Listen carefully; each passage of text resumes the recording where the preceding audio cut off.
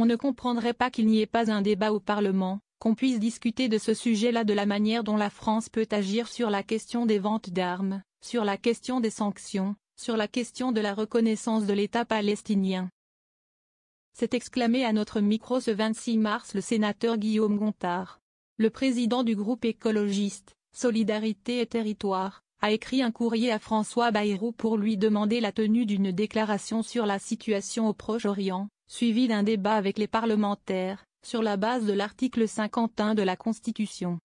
La lettre du sénateur de l'Isère a été adressée à Matignon le 20 mars, soit 2 jours après une reprise des opérations militaires israéliennes dans la bande de Gaza.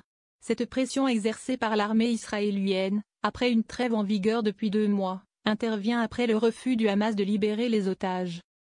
Selon le ministère de la Santé du mouvement islamiste palestinien, 830 personnes ont été tuées dans les bombardements. On ne peut pas laisser Benyamin Netanyahou continuer à attaquer en toute impunité.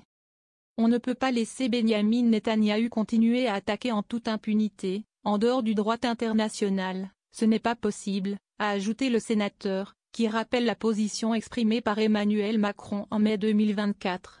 Le chef de l'État s'était dit prêt à reconnaître un État palestinien, assurant avoir toujours défendu les 2 États comme étant la solution politique. Le président de la République avait toutefois indiqué qu'il ne ferait pas une reconnaissance d'émotion. Mettons l'ensemble des parlementaires à contribution. Je pense que ça serait plus que normal, on n'a pas besoin de double standard en la matière, a ajouté Guillaume Gontard. Le dernier débat de type 51 sur la crise au Proche-Orient remonte au 24 octobre. Une déclaration de la première ministre Elisabeth Borne avait été suivie d'un débat avec tous les groupes.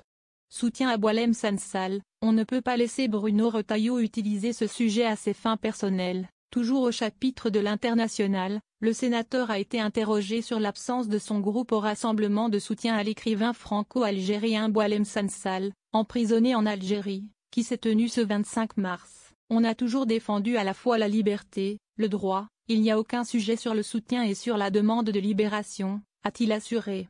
Mais il a souligné que le problème était la manière dont le ministre de l'Intérieur Bruno Retailleau utilise ce sujet vis-à-vis de l'Algérie. C'est au ministre des Affaires étrangères de reprendre la main sur ce sujet-là. On ne peut pas laisser Bruno Retailleau utiliser ce sujet à ses fins personnelles, a-t-il réagi.